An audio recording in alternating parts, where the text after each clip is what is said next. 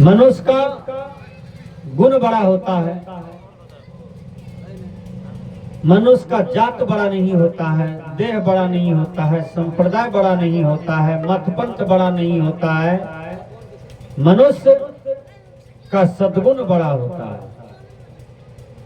सद्गुण का भंडार कहाँ है? तो गुरुदेव के पास। वो सद्गुण क्या है? दया, क्षमा, सत्यशील, विचार, विवेक, वैराग्य, सद्गुरु भक्ति, ये अष्ट सद्गुण है। धर्मस्वरूप बाबा शब्द प्रकाश में कहते हैं कि इन अष्ट सद्गुण को धारण करो, मानव जीवन पूर्ण हो जाएगा।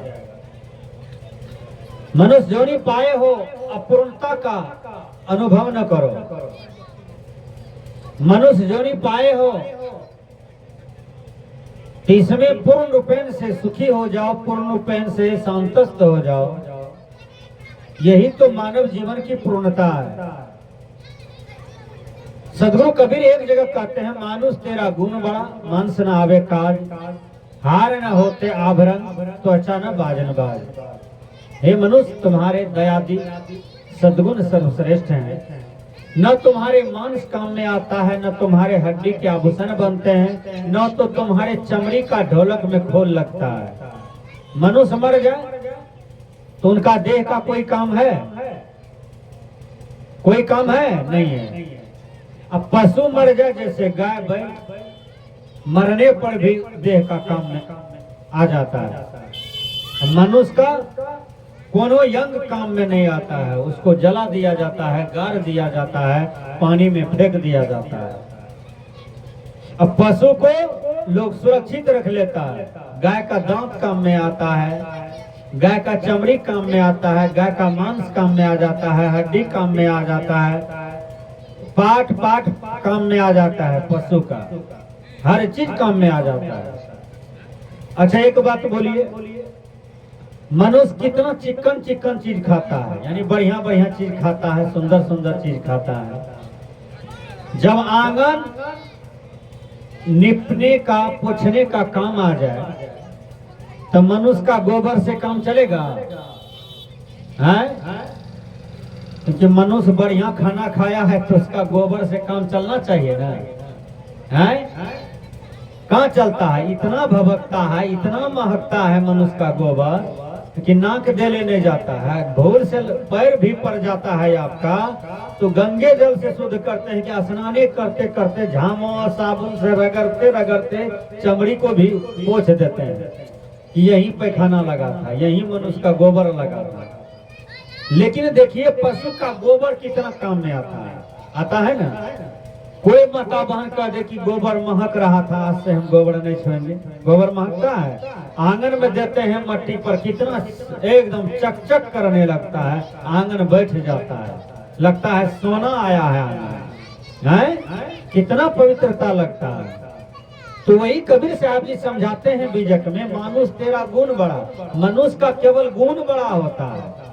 मनुष्य जो कहता है हम ब्राह्मण हैं तो बड़े हैं, हम क्षत्रिय हैं तो बड़े हैं, हम वैश्य हैं तो बड़े हैं, शूद्र को सबसे छोटा मानता है। शूद्र मतलब चमार, डोम, धरकार, तेली, कलवार, कुम्हार, ये सब छोट बड़न माना गया। आदि आदि और जात भी है, लेकिन नहीं, जात पात की करो विदाई, मानव मानव भाई भाई। ये कबीर साहब का उपदेश है।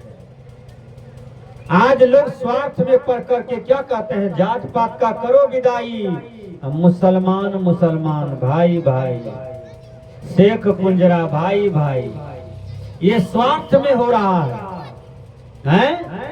मुसलमान में कहते हैं कि जात पात का करो विदाई, शेख कुंजरा भाई भाई, यानी कुंजरा सबसे छोटे हैं, शेख सबसे बड़े हैं मुसलमान में।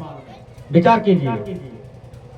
तो जात पात का विदाई करो, शेख कुंजरा भाई भाई। हिंदू को छांट दिया क्योंकि हिंदू से उनका व्यवहार मिलता जुलता नहीं है। हिंदू भी कम नहीं है, हिंदू कहते हैं जात पात का करो विदाई, हैं? डोम चमार ब्राह्मण भाई भाई। विचार कीजिएगा। लेकिन किसी का देह पर डोम, चमार, दुसात, धरकार, जादव लिखा हुआ है? नहीं है। किसी की देह पर कोई जाति लिखा हुआ नहीं है। प्रकृति ने सबको एक समान बनाया है, सबको इंसान बना करके भेजा है। इसी में नर है, इसी में नारी है। लेकिन मनुष्य यहाँ बेराता है, अलग फर्क मानता है, ऊंच नीच मानता है, छुआछूत मानता है। ब्राह्मण जो है वो क्षत्रिय वह शूद्र तीनों से छोट मानता है ब्राह्मण। विचार कीजिएगा। शेख जो है अपने से नीचा जितना है सभी इस्लामिक मुसलमान को अपने से छोट मानते हैं और उनको घृणा दृष्टि से हे दृष्टि से देखते हैं। रोग तो दोनों में है, आग तो दोनों के घर में लगा हुआ है। यहाँ हिंदू कहते हैं मैं गाय नहीं खाता हूँ, सब हिंदू गाय खा रहे हैं। कैसे नहीं खा रहे हैं? गाय मर जा कल भट्ट के पास फेंक दीजिए, पुलवा के पास फेंक दीजिए पानी में, और उस गाय के मांस को मछली तीर तीर के खा लिया, मछली नोच नोच के खा लिया, और उस मछली को हमारे भाई जाल लगा करके बजा लिया, उसको हाट में बेच दिया, सब हिंदू खरीद लिया मछली, और मछली को रोटी में मिला करके खा लिया, और मछली के पेट में गाय का मांस गया है। तो गाय खाया कि नहीं? विचार कीजिए। आदमी पैखाना खा रहा है, उसको पते नहीं है। आदमी नेटा खा रहा है, खखास खा रहा है, मुर्दा खा रहा है, उसको पते नहीं है। कैसे? मछली नेटा खखास कफ पीत मुर्दा पैखाना सब खाती है, और उसको आप गरम मसाला दे करके सिझा करके खा जाते हैं। तो आप गंदा चीज खा रहे हैं कि नहीं? आप विवेक से थोड़ा काम कीजिए, विचार से काम कीजिए। इसलिए घृणित चीज को नहीं खाना चाहिए। ऋषि मुनि समझाते हैं कि मनुष्य को शुद्ध सात्विक भोजन करना चाहिए। जैसा खाए अन्न वैसा बने मन, जैसा अन्न खाइएगा वैसा ही मन बनेगा। गलत अन्न खाइएगा गलत मन बनेगा। भीष्म पितामह को अर्जुन जब बाण मार दिया तो भीष्म पितामह वहां गिर गए रणभूमि में। बाण का ही पलंग बना दिया, बाण का ही तकिया बना दिया, बाण का ही ट्यूबवेल बना दिया अर्जुन, और पितामह को छोड़ दिया। 18 दिन तक पितामह वही फील्ड में दिन रात पड़े रहा अकेले। जब पितामह को घाव हो गया पूरा बाण का, उसमें पीत हो गया, पिल्लू हो गया, वो काटने लगा तो दर्द से छिलपिटा रहे थे पितामह। एक दिन भगवान कृष्ण को याद करते हैं। कृष्ण भगवान आए, पितामह कहते हैं कि हे अर्जुन, हे कृष्ण, ये कौन सा पाप है जो आज मैं भोग रहा हूं? का पितामह, पाप तो प्रारब्ध का है जो आपको भोगना पड़ रहा है। आपने पूर्व जन्म में गलत काम किया था, पूर्व जन्म में जीव जंतु के साथ बहुत गलत काम किया था, इसलिए वही कर्म आज आपको भोगना पड़ रहा है। लेकिन वर्तमान में आपकी ये गलती है कि आप जानते हैं कि दुर्योधन गलत है, दुर्योधन शराबी है, दुर्योधन मांसाहारी है, दुर्योधन बलात्कारी है, दुर्योधन हठीला है, दुर्योधन अनेक प्रकार के कुकर्मी हैं। लेकिन फिर भी आप वही कुकर्मी के साथ क्यों हो गए? पितामह, पितामह एक दिन सत्संग कर रहे थे तो 5 श्रोता वहां पहुंचा था। वह श्रोता कौन कौन था जानते हैं? सुनने वाला युधिष्ठिर, भीम, अर्जुन, नकुल, सहदेव, यही 5 उसका सत्संग सुन रहे थे। रात का 12 बज गया सत्संग सुनते सुनते। उधर से द्रौपदी आई और 5 को लेके चला गया हाथ पीट करके। कहा ये पितामह की बात करते हैं जो रण क्षेत्र में अभी बाण में पड़ा हुआ है? ये पितामह तो वहां भी बैठे हुए थे जब दुशासन मेरे देह का साया साड़ी ब्लाउज फाड़ रहा था इस सभा में, और एक अबला चिल्ला रही थी कि मेरा इज्जत का रक्षा कीजिए, उस समय ये मुड़ी गोत लिया, उस समय ये अपना माथा को नीचे झुका लिया।